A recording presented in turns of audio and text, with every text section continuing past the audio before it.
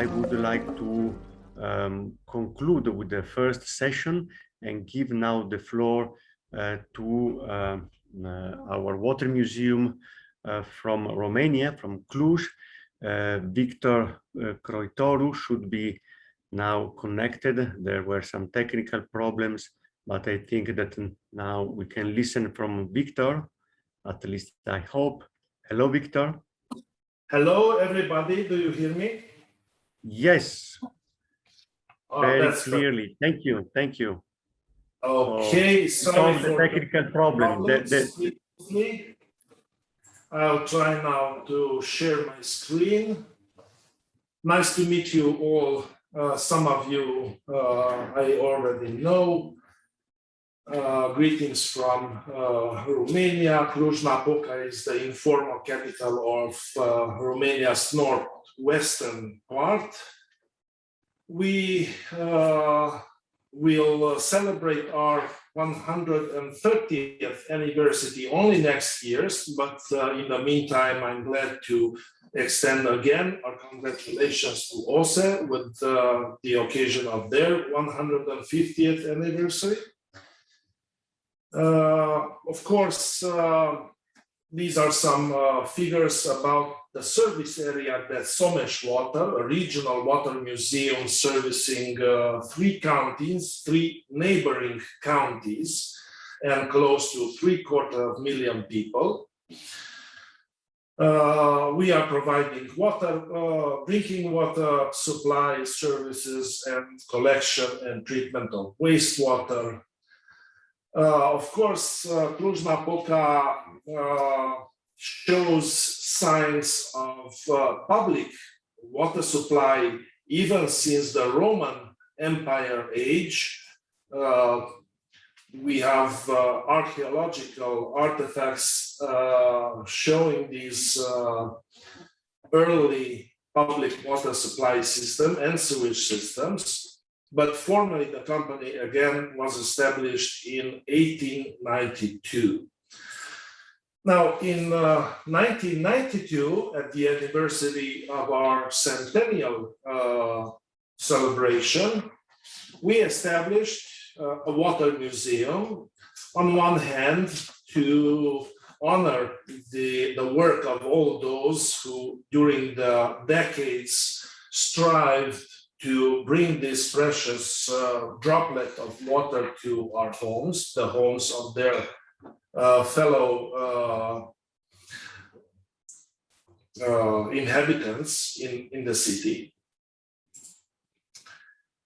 One of the main engines behind the establishment of our water museum was a veteran engineer, and for a short time after the Romanian Revolution, manager of SOMES Water was Leonida Truta, and at his demise in 2012, the museum was given his name. Now, the museum has been established in the first pumping, in the house, the building of the first pumping station of Cluj city water supply, which is still in use, by the way. The museum has 1 indoor section and 2 outdoor sections. You can see here some of the equipments, artifacts, documents that are to be seen in our museum. We are also cooperating with the local National History Museum to borrow artifacts relevant to the water supply of Cluj-Napoca during the ages. Hand tools, donations from other countries are also displayed in the museums, documents, photographs. And the 2 outdoor sections are somehow particular, because one is what we call a lead museum, manhole lead museum, where manhole leads from various countries as far as South Korea, Denmark, and from other parts of the world are displayed. And the other outdoor section is practically an educational playground for children. Some more images with the children wandering around the outdoor section. This is the manhole lead alley. It's a very beautiful, as you can see, some of the manhole leads from various countries. Many more are to be seen in this outdoor section. Some of these exhibits were donated by private persons, tourists passing through our city, visiting the museum, going back to their homes and sending generous donation at their expenses. Now, 1992 establishment of the museum, but in 2003 we decided to establish an educational program for children and youth on issues of water source and environment protection, and the museum, of course, became the headquarters for this educational program. On average, some 3,500 children are attending this program per year. Of course, I'm talking about pre-pandemic conditions. Many other adults are visiting also. Foreign delegations are visiting the museum. We have several standing yearly events. Probably you know of them, of course, but the educational program for the children is include but not restricted to open lessons, either at the headquarters of the museum or at the headquarters of the schools all around our service area in 3 counties. Eco tours, educational eco tours and visits to our facilities, including the water purification plant, the large mountain reservoir, which is our raw water supply, to our wastewater treatment plant, all kind of outdoor activities, outdoor and indoor activities, as you can see, drawings, art creation, educational activities, and so far. We are going not only to kindergarten, but also to schools, and also our program is attended by students from the universities in the city. To be mentioned that Cluj-Napoca is a university city. We have 13 universities, each with dozens of faculties, so around 150,000 of the 320,000 inhabitants are students from all over the world. As I mentioned before, one of the outdoor section is playground for the children, educational playground for the children. On one part of this outdoor section is the water side, the water flow, and the other side is the sewer collection and treatment, so that from early age they can learn about the challenges that are involved in providing good quality drinking water, but also protecting the environment through proper collection and treatment of wastewater. Now, we seized this period of pandemic, during which obviously the museum was closed, but we continued the virtual lessons, online lessons with the children from our pool of protocols of cooperation. And we decided not only to renovate the museum itself, but to use an adjacent building to the museum to establish 4 laboratories for children by the time, which will be ready by the time we hope the pandemic ends. Each laboratory for art creation, virtual reality, physics and chemistry, and artistic creation. To be mentioned that the facts of our museum, the funding of the museum is provided by SOMES Water.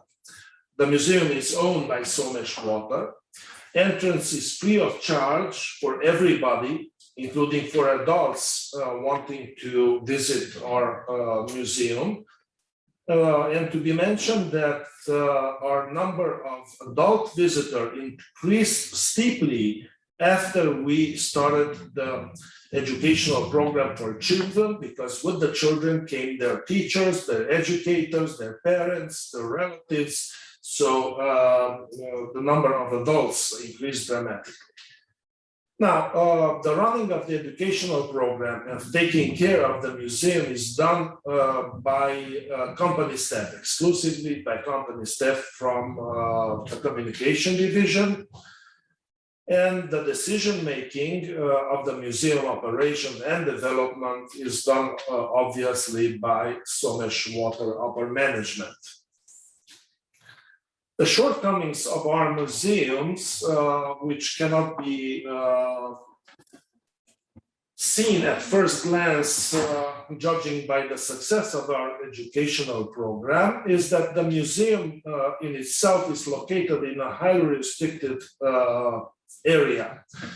Restricted for public because the museum is located on the grounds of our underground water source, and by law, no human activity is supposed to be allowed on these grounds. Therefore, all visits must be supervised by company staff. The museum has no staff of its own. As I said, all educational, guiding, maintenance activity are performed by company staff. And of course, since the running of this program and of the museum is done by company staff, they have no specialized training in museum management. Now, according to the template that Javier sent us in order to make the presentation, the museum, both the museum and the company itself service and are closely connected with the community, with the Agenda 2030, and especially SDG number 6, through its social responsibility policy. Our educational program has significant results in achieving education, not only of children, but also of adults. We noticed even behavioral changes in adult population in terms not only of visiting the museum, but also in terms of using the services provided by SOMES Water, for instance, behavioral changes in paying the bills, better collection of bills, in how to use correctly the sewer system. Before that, people were throwing into the sink and into the toilet in the house many items which do not belong to the sewer, thus creating issues for the environment. So through this educational program, we are noticing even behavioral changes in the adult population, not to mention very, very encouraging behaviors from the children and the school pupils that are visiting our museum and attending our educational program. Now, in terms of awareness raising, the company also is doing social work by investing massive amounts in the modernization and expansion of the network, so that more and more people could benefit of good quality services, running water, and public sewage worthy of the beginning of the third millennium. But we, as I said, we are extremely proud of the results that we achieved through education and awareness among the future generation. You all know that probably that our company, through our museum, is founding member of VanuNet. We shared the idea of VanuNet even since 2014 with the occasion of a conference in Greece on tradition and culture in water and wastewater. We participated in the first VanuNet conference in 2017 in Venice, where VanuNet was formally established. We were represented in the team, in the VanuNet team that secured the first UNESCO IHP resolution in Paris in 2018, and we are represented in the VanuNet Management Board from the beginning. So, thank you very much. Thank you, Victor, for your contribution. We are pleased to know that also SOMES Water Company is about to celebrate an important anniversary. So I hope it will be the opportunity to organize other webinars involving also other water museums from different parts of the world. We received also a kind of invitation from China to continue webinars of this type by making comparisons enlarged to other parts of the world, including China. So I think it's a promising start, that celebration of the 150th anniversary of OSE. And I'm also grateful. I'm grateful to Victor Croitoru for involving other water museums in Romania and for the active role in educational activities. I think Romania is amongst the more active countries and water museums in sending works for the Youth Award titled The Water We Wanted. This year they received 3 out of 7 awards, if I well remember. So very active museum on education. And I think that through different perspectives, we stimulated all participants to the webinar. One of the most recurring questions was about the possibility to look again through the presentations, the different presentations we had in the first for this first session. So I just wanted to confirm that the presentations and the recording of the webinar will be made available through the YouTube channel of the UNESCO chair in Montevideo, the chair where Javier is working for. And we can also make it available through the new page of the website of the Global Network. As some of you may know, among the activities, we have a new menu, which is webinars. We have already 3 or 4 recordings, and we have the possibility to upload also PowerPoint presentations, posters, and so on. So I definitely, we are available to host this interesting webinar also on our website. I think, I don't know if there are some questions among the participants. I couldn't find any specific questions in the chat. So if for the moment there is no question, I think, Javier, that we can proceed as the time is running quite quickly. We can move to the next session and maybe gather more questions for the final part. Well, some of the presentations also stressed the importance of managing water by public companies. That's an important aspect that we should maybe we should comment more at the end of the webinar than now. We want to learn more also from the experience of water museums managed by public companies in Latin American countries. Mm-hmm. So I think we can move to the second session. Javier, yeah, please. that's fine. Thank you, Heriberto. There is a question now in the question and answer space, but it was about how within museums, for instance, from science museums, that they have a space particularly focused on water, how can be involved in the WAMUNET or in the Latin American chapter. Just and there was earlier also a comment on eco-museums, water eco-museums. So I think the people are telling us that don't forget other kinds of promoting water culture, education, and focus on water, which maybe they are not water museums consolidated as such.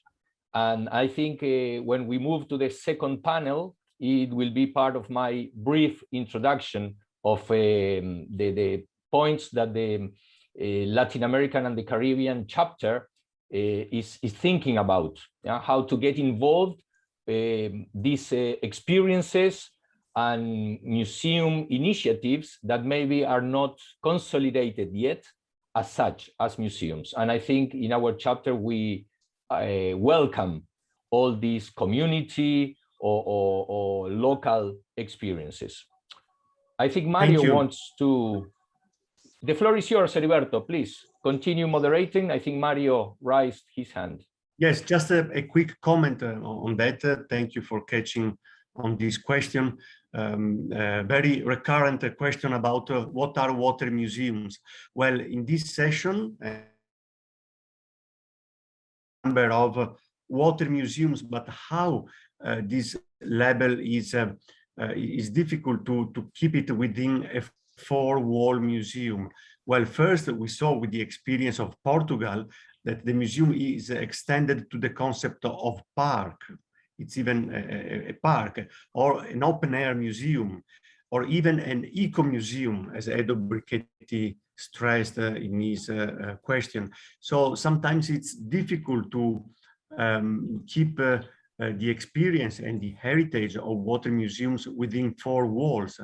And for this reason, we are quite stimulated by different approaches of including a broader concept of heritage, of looking to the heritage within the cities, within the territory, and see how to also promote this heritage that sometimes is abandoned. So the concept of water museum is very broad. In our network, we have also science museums. We have archaeological museums. We don't expect that every museum has the label water museum outside his door. We have already specific museums that developed special exhibition areas devoted to water or to SDGs.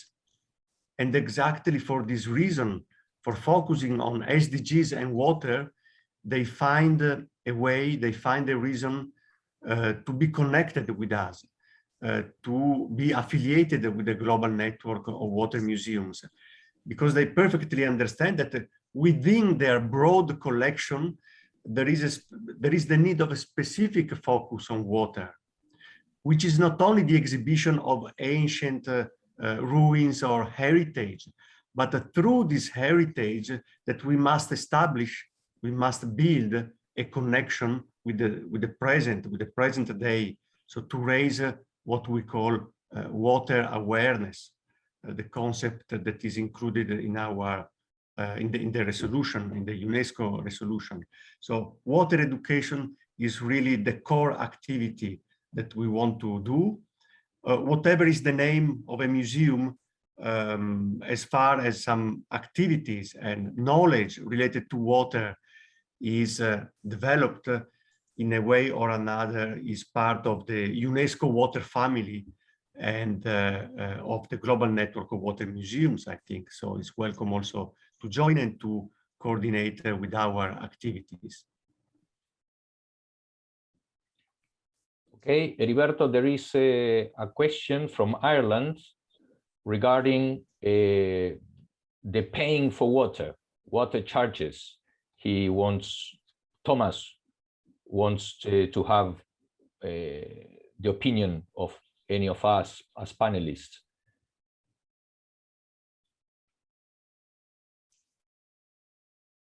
It's not straight related to water museums, I guess, but it was interesting that in two of the presentation, at least, tap water was strengthened as a message for the people who participate on the museums or the territorial museum, as Mario showed us. So I think the idea. If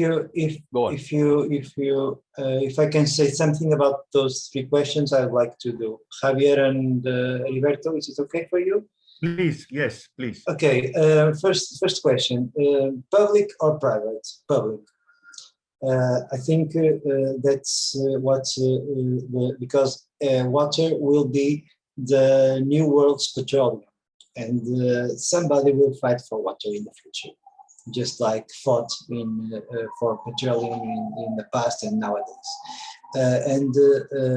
As I intended to presentate, just when water was domined by private companies, it was not all spread in all the populations, and the meaning of municipalities to get to be empowered with water, it's what we can say it's nowadays benefits when we look at the water supplies. And if that was not so, we could not have water museums as we know it, because water museums are built upon public investments and public constructions. The second question was the type of water museums. I think, as we saw, since ours till Venetian and the others from Netherlands or Romania, we were before we were just looking at 4 kinds of museums, different museums. So I think that's not a rule to be a museum. That's not a rule to face the patrimony of water. And the last question, if I don't know, it was from Ireland. If the water, sorry, I'm going to read it. Can I get your thoughts on paying for water charges? So I could have an opinion, but I don't think that's the place to give my opinion to this, because this is a political position that could be put on in a different forum, not this forum. Thank you very much. Thank you, Mario, for your comments. I would like also to stress the aspect that for the Global Network of Water Museum, a priority is to investigate also different forms of social water management. So the fact that museums are managed by public institutions, in our view, is an added value, because municipalities, according to the root of the word, is connected to communities, to people. And the way in which people organize themselves to manage water an essential aspect for all life, is definitely a way to understanding the different stories of water. So public is a very interesting way of seeing how different communities managed in different ways water for their survival. And at the same time, we include community-based water museums. Among the different categories that I was listing before, we have two community-based water museums that have completely different experiences from the one we saw today. And we include, as also I received from Gisela, the message from Mexico, it is important to remind that there are also civil organizations that manage water museum, as in the case of Agua para Siempre Water Museum. So we could dedicate an entire workshop, I think, or webinar to this issue. Since the beginning, we were facing the way of trying to making categories of water museums, and it was a very difficult, complex, could be the topic for a PhD or a dissertation, I think, Javier. And well, for the moment, I see there are two new messages. Let me check if we can answer quickly. No, I think that for the moment we don't have other questions. No. So we can conclude the first session. Please, Javier, and you can introduce the Muchas one. Gracias, Heriberto. Voy a cambiar al español. Espero que no estemos volviendo confusas y enloquecidas a nuestras intérpretes con estos cambios de idioma. Seguro están muy acostumbradas. Me gustó mucho el primer panel, me llevo algunas ideas importantes, esa definición de beneficio social que nos planteaba Hilde, como para profundizar también, cómo poder medirlo, cómo poder mostrar ese beneficio social, como ella nos dio algunas ideas. Lo de Ricardo, esa profundidad histórica del caso que nos presentaba de Venecia, me pareció de esa profundidad de las culturas del agua, ¿no? Y de Mario me llevo también esta cuestión del territorio y el museo, y como puse en el chat, seguramente más adelante, ahora en el segundo panel, vamos a tener algunas otras experiencias que se vinculan mucho con ese concepto. Así que, bueno, y de Víctor me preguntaba, ¿cómo hacemos para mandar desde Uruguay una tapa de saneamiento por correo? Nos va a costar muchísimo, pero bueno, es un buen desafío para poder contribuir colaborativamente a esa interesantísima espacio exterior.